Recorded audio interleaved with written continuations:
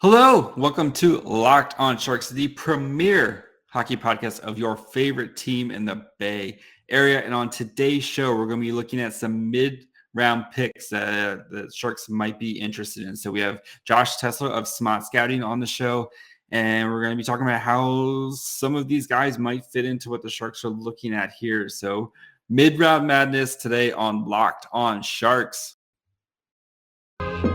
You're Locked On Sharks, your daily podcast on the San Jose Sharks. Part of the Locked On Podcast Network, your team every day.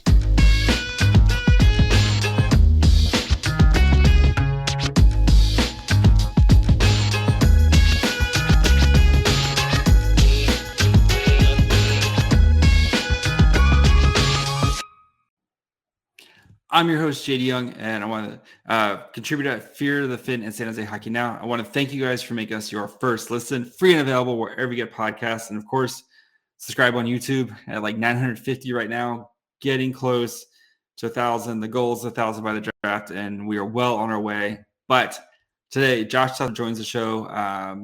Talk with him about how some of these mid-round guys, you know, we spend so much time focused on the first round and what the Sharks should do at number 11, but you have a whole rest of a draft, you know, a whole second day worth of picks. So wanted to kind of spend some time, get you guys acquainted with some of these names who the Sharks might be interested in or just might kind of fit.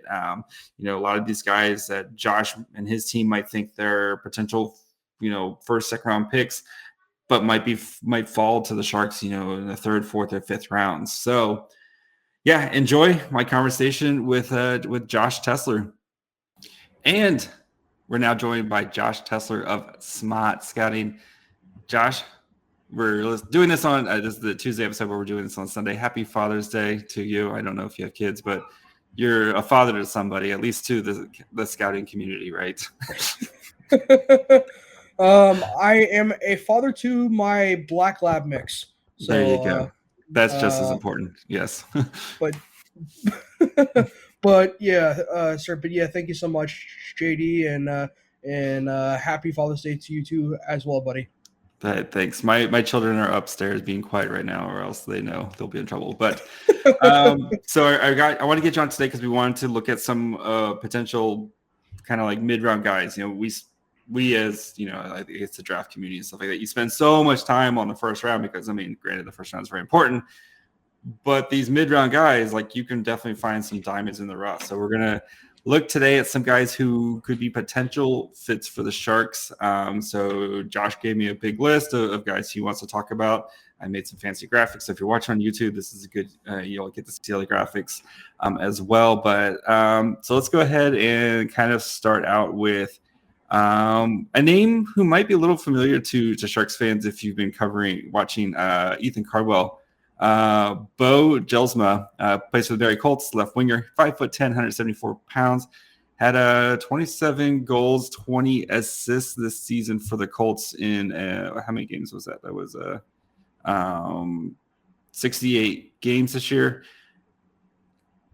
Pretty, you know, and a nice 0.69 points per game. But why would Beau be a potential fit for the Sharks? Yeah, sure. So, I mean, so with Beau Jelsma, you know, one of the things that I really, really, really like about him is that he just consistently drives to the slot well, like, you know, like shift in, shift out. He is always looking for, you know, passing lanes that he can key up and, you know, and that allows him to generate a lot of high danger shots on net. So, you know, and he's, you know, and he's very, very good about finding space in the neutral zone, as well, and helping to, push the rush up the ice. And so, you know, there's just a lot to like in terms of like the offensive production that you can get out of Beau Jelsma. I do think that the reason why, the points per game were a little bit lower is that, with Jelsma, he was playing a little bit lower down in the lineup. So he wasn't getting like a 20-minute per night 20-minute per night game performance. Mm-hmm. So so that explains why like the point totals are a little bit lower. Yeah, but I very very much like Jelsma off the rush. And he and there's a lot of offensive upside potential there with Beau. What type of range are you looking at for him in the draft? Yeah, sure. So with Beau, I think like the highest that I could see Beau going off the board is probably in like the early 50s.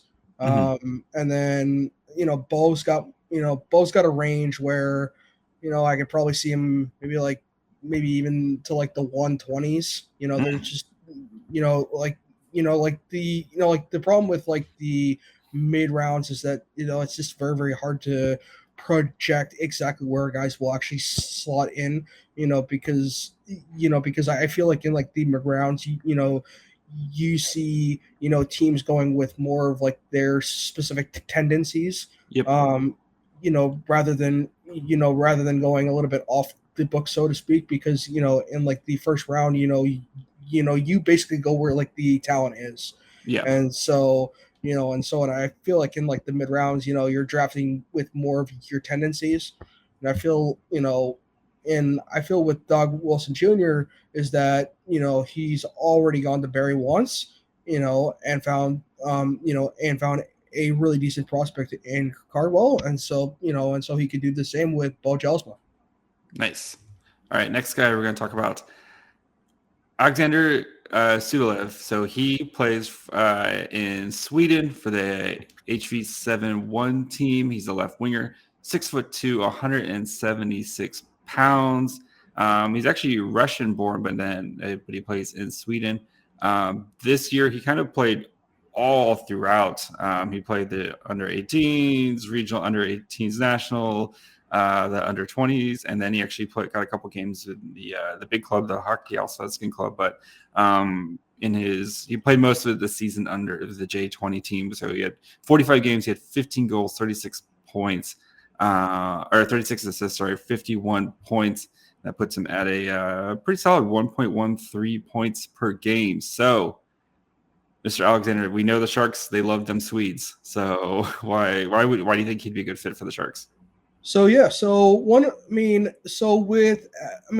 Suzdalev, one of the things that I love about him is that his stick handling reach allows him to net so much space for him. For himself, and he is a bigger body forward. He's very very much a power forward.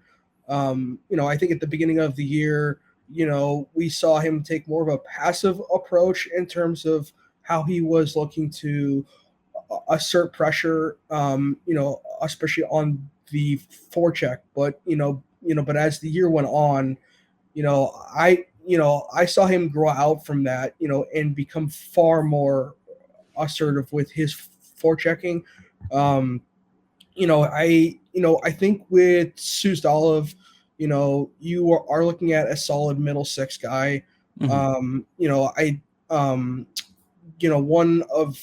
One of the things that I want to see more of, is him, really activating off of his turns, and driving down low. At times, he can play more of a exterior game than more of an interior game. And so I want his interior game, to come out a little bit more. And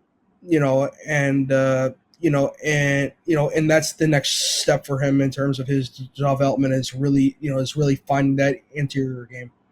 Yeah, 6'2", you got a lot to grow there, a lot there to work with. So yeah, you would think once he kind of maybe learns to use his frame a little bit more and kind of work on the dirty areas of the ice that GMs and coaches love to see.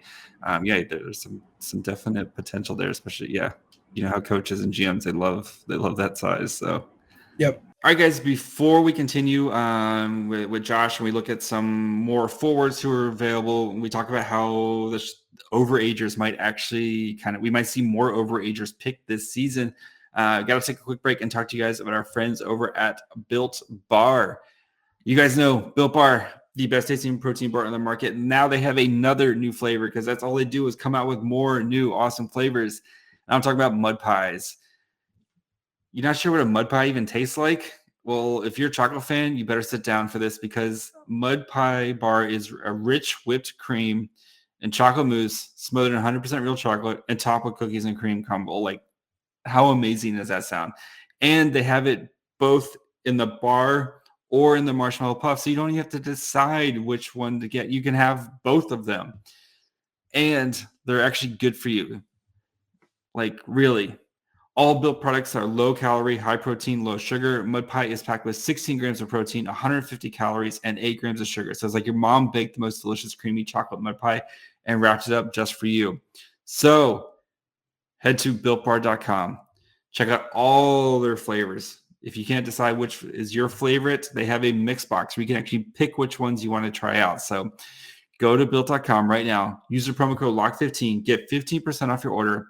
Again, use the promo code LOCK15 for 15% off at built.com. And we do have a favor to ask of you guys. So we put together a survey so we can learn more about our listeners like you and make your favorite Locked On podcast even better. This is your opportunity to tell us what you like and don't like about Locked On Podcasts. So go to lockedonpodcast.com/survey right now to get started. It won't take very long, and everyone that completes the survey can qualify for a chance to win one of 10 $100 Ticketmaster gift cards. To take our audience survey, go to lockedonpodcast.com/survey. Thanks for your help. All right, next guy, Mikey Milne, Winnipeg, left winger.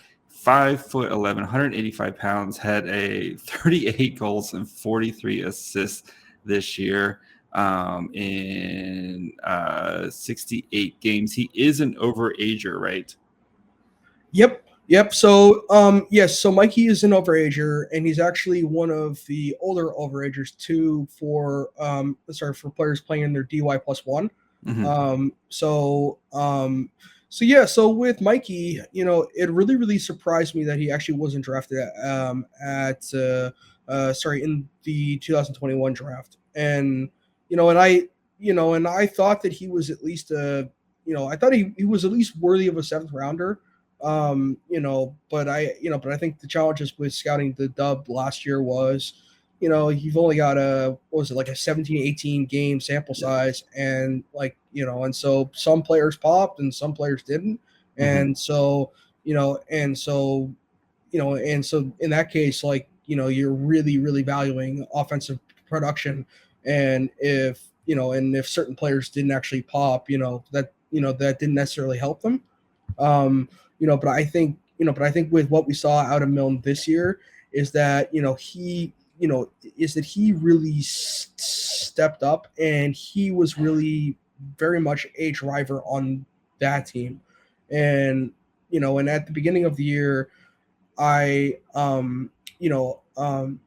watched a few games of Milne just to make sure that that he was still driving the bus, because what I was scared of was is he is already on a very touted Winnipeg team, that's got Matthew Savoy, Connor Geeky, and and Zach Benson for next year.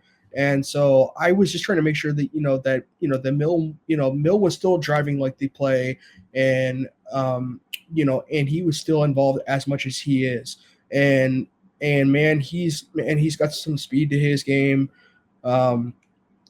He can definitely be impactful on the forecheck.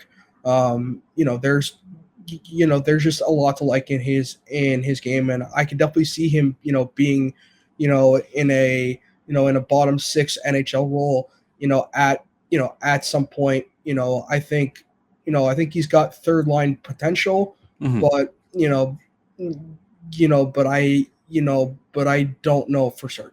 So but with Milne, I don't know. I feel like probably like the earliest you might take him is like in like pick 70, and then you've got probably a range of like 70 to like 110. Gotcha. This year, it feels like there's going to be kind of a ton of overagers who might get drafted just because, like you were saying last year, they either, in the case of the OHL, they didn't have a season at all, or like the WHL, They played, I think it's like a 24-game bubble type of thing. Like, are you expecting just a ton of these overagers where just teams take a flyer on them, like in these kind of mid to late rounds? Yeah, I could definitely see that. I think, I think that there are a few overagers, especially, when you look at guys like the USHL, guys like Connor Kurth, Lucas Gustafson, those guys had really, really good years, and, and I feel like they just played like, a lesser role, in previous years. The same can be said about Jeremy Wilmer. There's a lot of USHL overage talent, that I would definitely consider taking, in those late rounds. And I very, very much like what I saw out of Jeremy Wilmer this year, and his game, and his game just continued to grow and grow. So I mean, and yeah, and as you said with the OHL not playing, last year, we could definitely see a few overagers coming out of the OHL as well. All right, let's move on to our next guy here. Joel Jonsson, right winger out of Mora, IK, 5'9", 152 pounds. He's a wee boy. 8 goals, 26 assists, 1.13 points per game, and most of his work he was playing with the under 18 team. Did get a couple games on the big club with the Hockey Allsvenskan League, where he actually had a goal and assist in 5 games as well. Small boy score goals? ? Yeah. So with Joel, so the credit actually has to go to Mikael Holm here, because he friend of the show. Yes.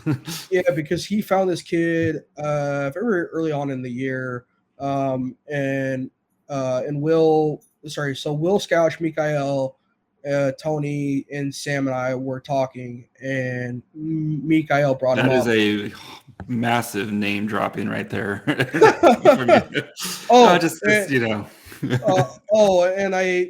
actually Jordan Mollett, as well as Dylan Greffing were in that conversation as well.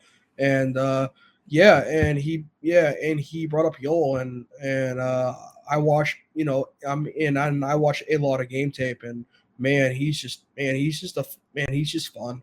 Like, he loves to be in control of the puck. He's got a lot of speed to his game.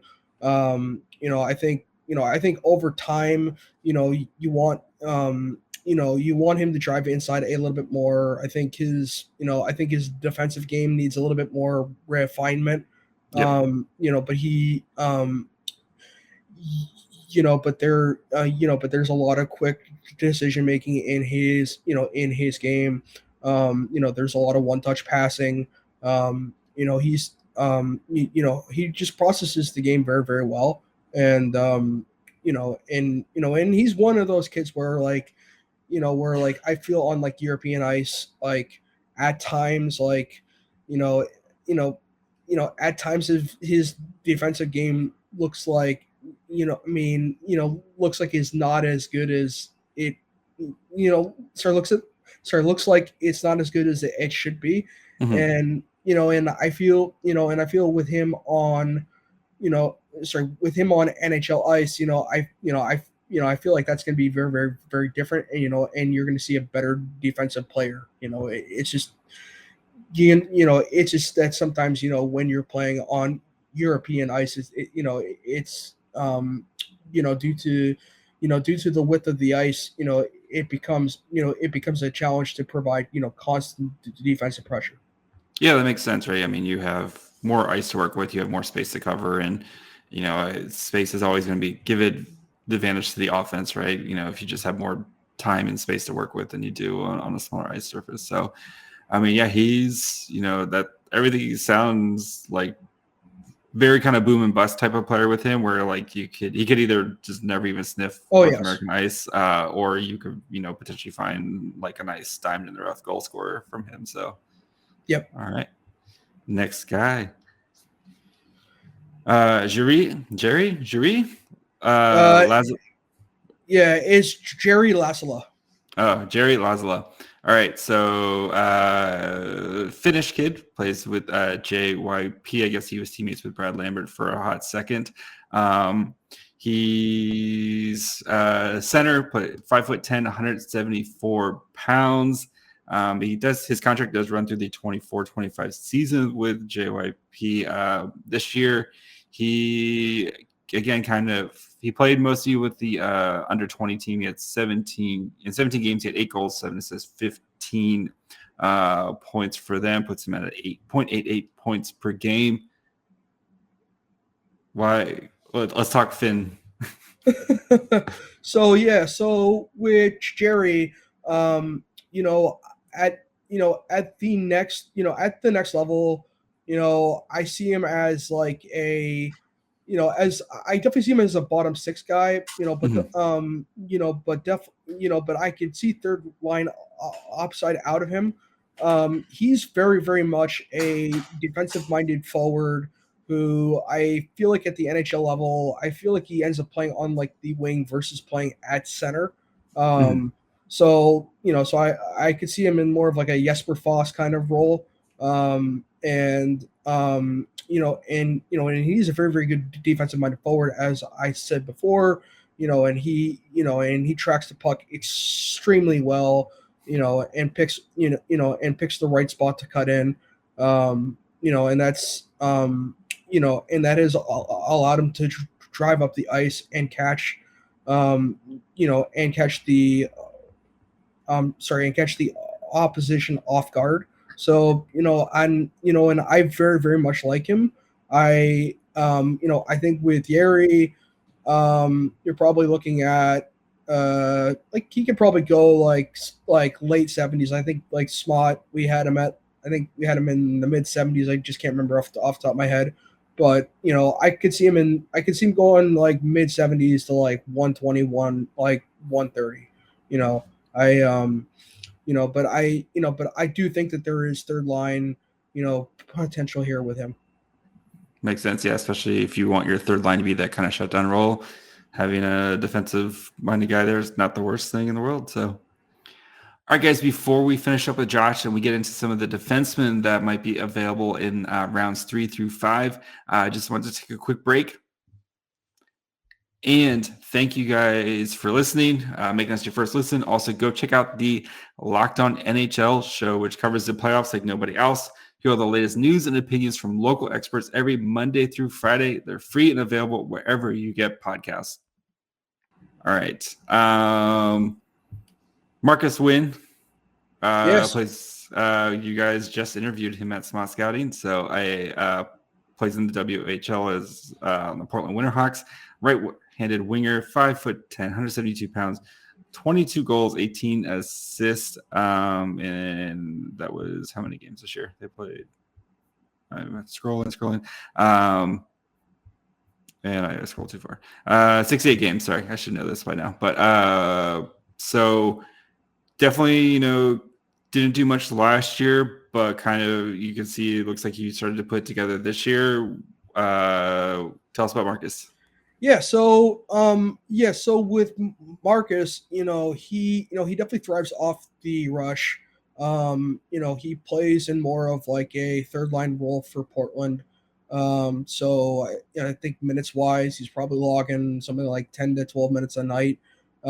So with that being said, his points per game were going to be a little bit lower. I think defensively, similar to similar to Joel Jonsson, with Marcus Nguyen. I believe that there's a little bit more defensive refinement that needs to happen, but but the high danger chances that this kid can create off off the rush is very, very good. And I very, very much like this kid. And actually the credit here goes to Matthew Salma, who brought him up a few months back, and and I believe that Joel Henderson actually likes him too. So yeah. And again, you guys just interviewed him too. So, and we know how much the Sharks, they love themselves some WHL players. As recently, the 2020 draft, they had Ozzy and they had Robbins, and and we know that the Sharks have been heavily scouting WHL players, maybe potential Kevin Korchinski type of thing. So my boy Kevin Korch. I still don't know who they're going to. I haven't decided who they should pick yet. I'm very yes. All right. Next, Vladimir Grudinin. He plays for CSKA Moscow, a defenseman. So the rest of these guys are going to be all defensemen here. 5'10", 159 pounds. So definitely might need to hit the weight room here soon. So 2 goals, 11 assists, 0.72 points per game. But we don't care as much about points, I guess, to defensemen. He played all up and down MHL, VHL, and even got a couple KHL games this season as well. So that you love to see that, especially playing against men as a draft eligible player. So what's so exciting about him? So with Vladdy Gruds, the things that I love about him, is mostly credited to his skating and his mobility. His skating allows him to get in position to defend against the rush. If he is, if he is slightly further out, he can rely on his straight line speed, to get himself back in time. There's his gap control is very, very good. And his mobility allows him to generate a lot of scoring chances down low.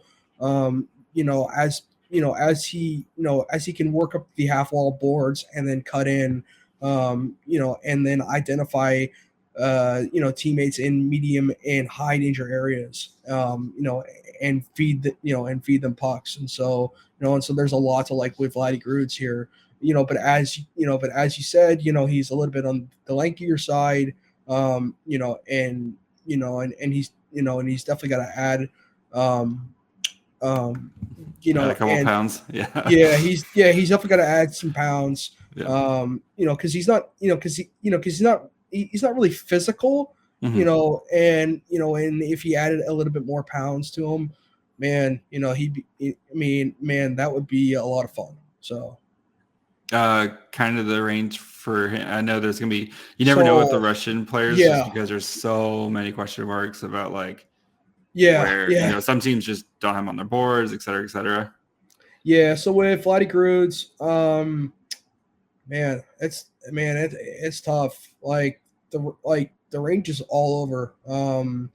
But in my eyes, let's say in a normal year, let's say in a normal year, you're probably looking at a second rounder here. He's he's in the first round for us, but but at the NHL draft, I definitely see him as being like a as a early second rounder, late first maybe. He's kind of like he's kind of like where like Olin Zellweger went last year. Ooh, that's a fun name comparison right there. So all right, I think we have 2 more here. So one, Tyler Duke plays for the USNTDP team, defenseman, 5'9", 179 pounds, 3 goals, 15 assists for 0.33 points per game. played mostly on the U18 teams, and then 24 games as well with the junior team, but not as fun of a name as the rest of the USNTDP players. We might need to work on that, but but I mean, like you're getting a defensive defenseman out of that program, right? Yep. So with Tyler, the defensive minded traits that his brother has is very much the same, with Tyler Duke. And for those, and for those who don't know, his brother's Dylan Duke, who is a Tampa Bay Lightning prospect. And I think with Tyler, his gap control is very, very good. But I think the one area that needs, a little bit more refinement, is keeping in tow and making sure that his reactionary movements to that the opposition can like shake out from him, and find gaps to go back into high danger. So, so that's the only concern that I have with him. But I love his shutdown defensive play.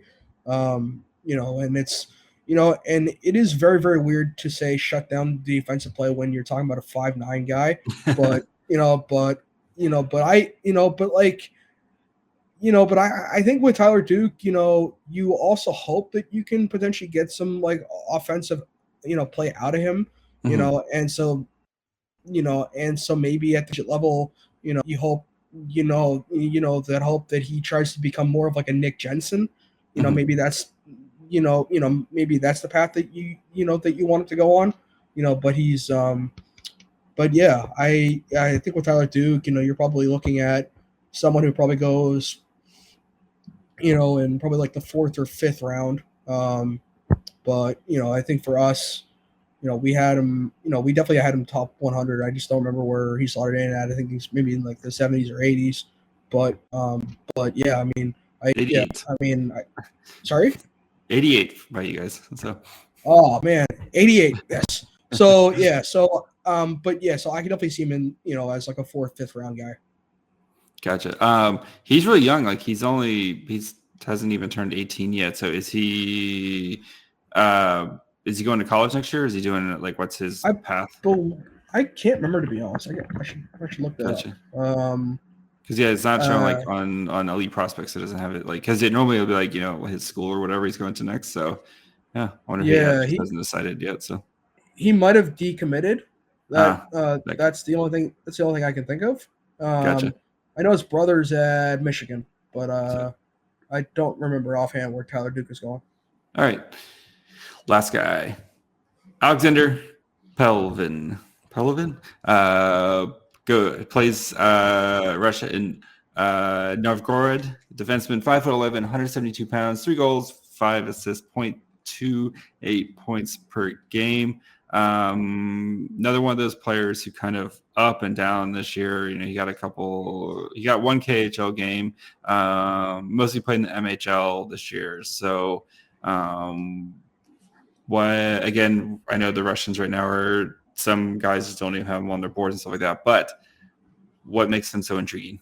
So with Pelevin, so I don't know if you've actually watched the London Knights a lot this year, but he reminds me of like a Isaiah George guy where, where like he is extremely good defensively, but at like the same time, like I still want to get some more offensive, play out of him. Yep. And you see those moments in which, in which he thinks about, being a little bit more assertive with pinching up, and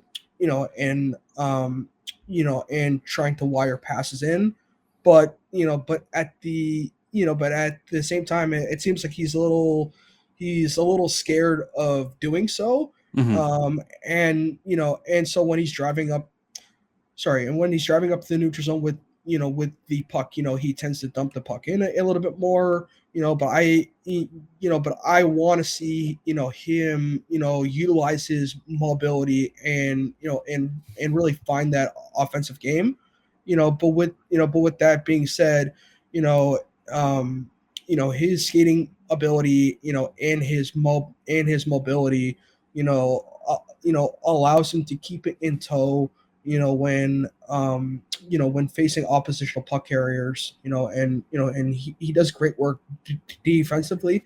It's just that offensive game that's kind of missing. That that I wish it was there, and it could come, but it possibly could not. So yeah, Gotcha. All right, Josh, who are some guys, maybe not a list, but just some other guys just to kind of keep an eye on, or potential guys that you like also? Sure. So let's see. I could definitely see Gleb Trikazov falling. And if Gleb in San Jose would just be fun. So we did Scouts did a whole profile on Gleb, and yes, Gleb. I'm trying to think. Gleb, Devin Kaplan, I could potentially see falling. To me, he's kind of like an Alexander Suzdalev. He's kind of like a Luca Del Belluz. He doesn't have a lot of speed with his skating, but he really understands the limitations that he has.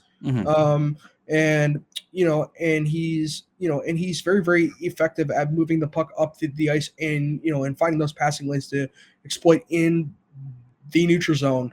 And I very, very much like Devin Kaplan. He's just a very, very smart X and O type of player.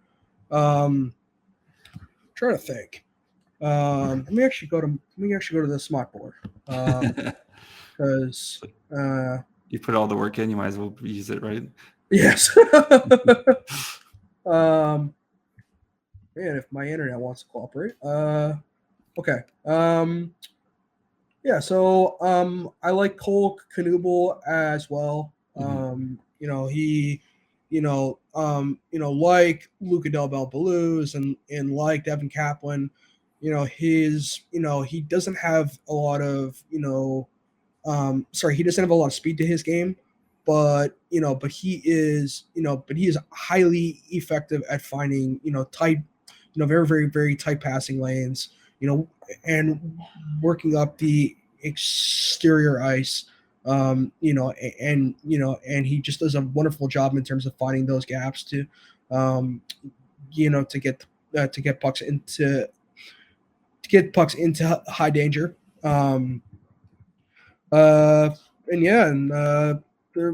some other guys too, like Ilya Kovochko, is a very, very good puck facilitator, who's been playing for Magnitogorsk. Trying to think.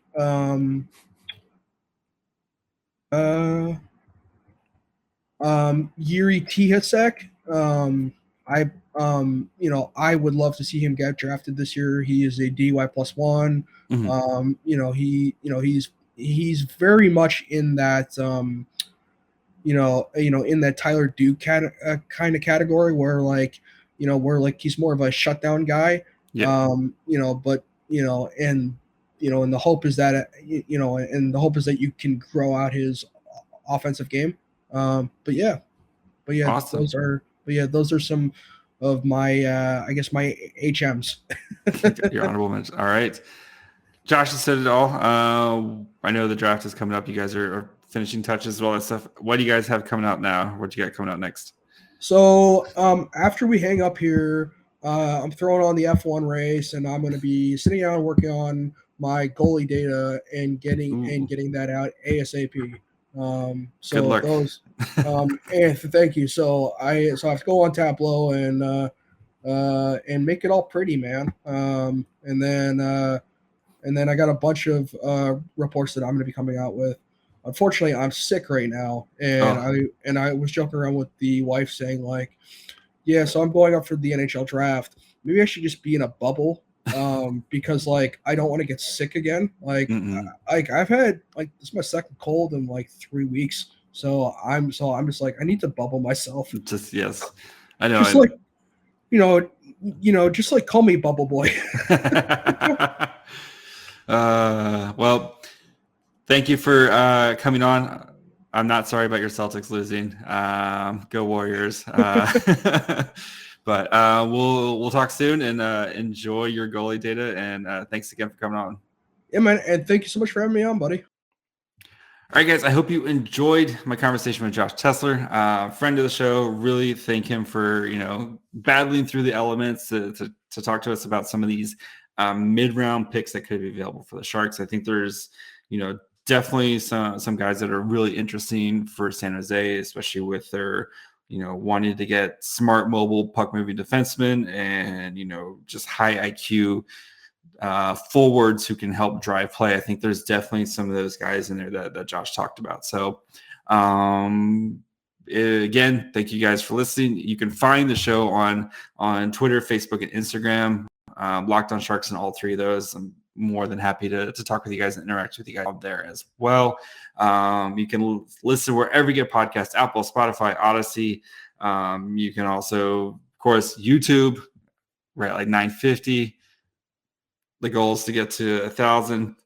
Please, I really appreciate you guys helping out. So go do that. You can find me on Twitter at myfryhole. Josh Tessler _ So if you're not, Smart Scouting, the great thing about them is their website's free. So if you want to go read about all these guys, there's no paywall or anything like that. Josh does him and his team do a really great job over there. So make sure you guys go check them out. And we'll be back tomorrow with a surprise. Bye, friends.